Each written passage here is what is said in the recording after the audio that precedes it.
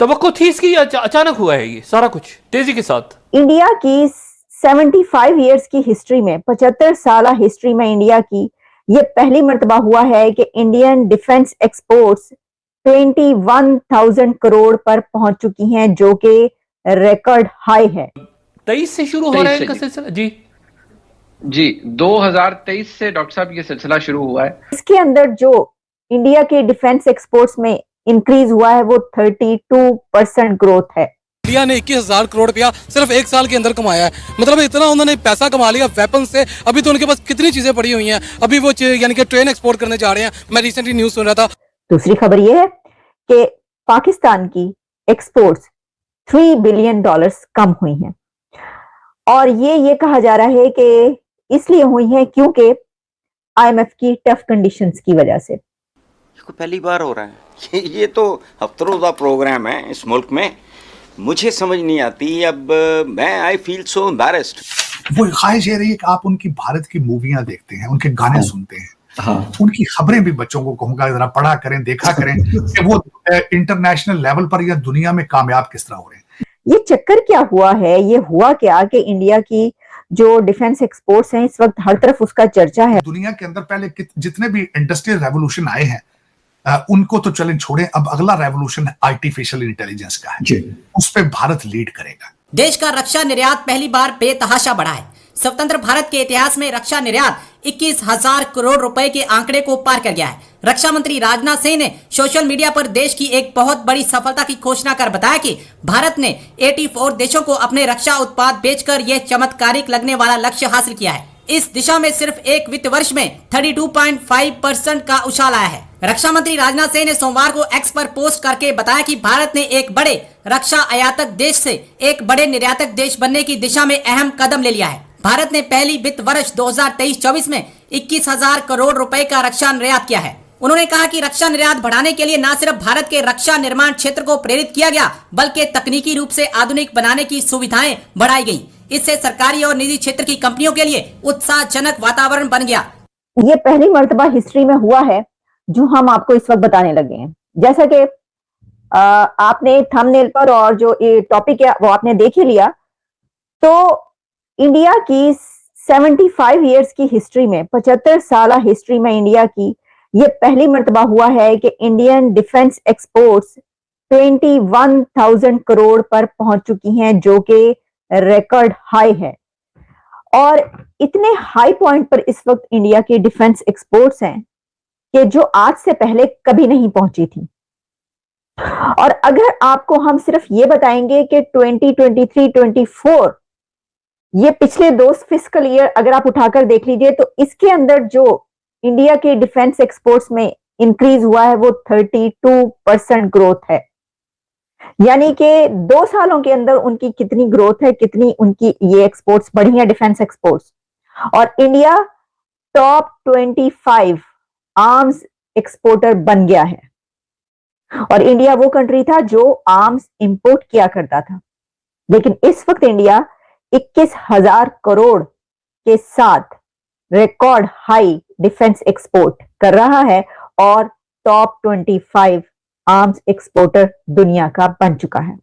ये चक्कर क्या हुआ है? ये हुआ क्या कि इंडिया की जो डिफेंस एक्सपोर्ट्स हैं इस वक्त हर तरफ उसका चर्चा है और बात की जा रही है कि जनाब कहां पर पहुंच गया। अच्छा, इसको बताया किस तरीके से, पता किस तरीके से चला है कि जो राजनाथ सिंह हैं उनके मिनिस्टर, उन्होंने ट्वीट किया है और उसमें उन्होंने लिखा कि delighted to inform everyone that the Indian defense exports have scaled to unprecedented heights and crossed Rs 21,000 crore mark for the first time in the history of independent India। ये क्या किया है इन्होंने? और फिर उन्होंने ये लिखा कि ये जो है जो इससे पहले जैसा मैंने आपको बताया कि इंडिया जो है वो आर्म्स इंपोर्टर समझा जाता था, लेकिन आज उनका कहना ये था मिनिस्टर का कि under the leadership of prime minister Narendra Modi we have come out of our comfort zone and found a place in the list of top 25 arms exporter Nations.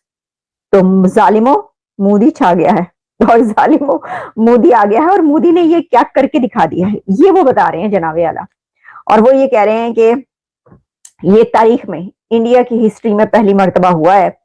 और इसके अलावा ये है 78 ईयर्स अगो, यानी अगर आप देखें कि 78 साल पहले डिफेंस एक्सपोर्ट जो है वो 1000 करोड़ भी टच नहीं करती थी, लेकिन आज जो है वो कितना का टच कर चुकी हैं वह मैं आपको बता चुकी हूँ, कहां पर पहुंच चुकी हैं और इनिशिएटिव की फिर उन्होंने बात की वगैरह वगैरह। ठीक है जनाब, ये तो हमने आपको बता दिया। अब देखिए आर्म्स एक्सपोर्टर की अगर आपको पता हो तो हमने कई एक खबरें आपको ऐसे दी कि जो इंडिया की मेक इन इंडिया ये है, इसके अंदर याद रखिएगा ये जो एक इतनी बड़ी खबर आई है उसके अंदर इंडिया की make in India, made in India जो कैंपेन है उसका बहुत बड़ा किरदार है।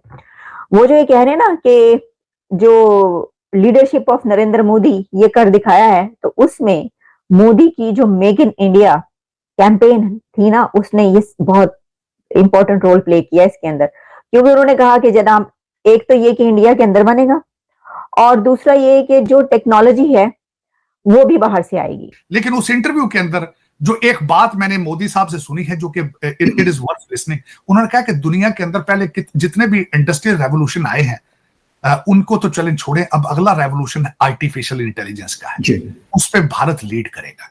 वो लीड इस तरह करेगा कि इस वक्त भारत के अंदर 5 मिलियन कंप्यूटर प्रोग्रामर मौजूद है और माइक्रोसॉफ्ट और गूगल के जो सीईओ हैं दोनों इंडियन हैं।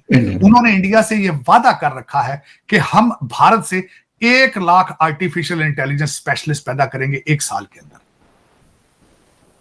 आप दुनिया में किस तरह एंटर करना चाहते हैं फखर भाई? आपके मैं दुख के साथ कहूंगा मुर्शद पाक जो खुद ऑक्सफोर्ड ग्रेजुएट हैं, जब कौम से उन्होंने कम्युनिकेट करना होता है तो उर्दू में ट्वीट करते हैं।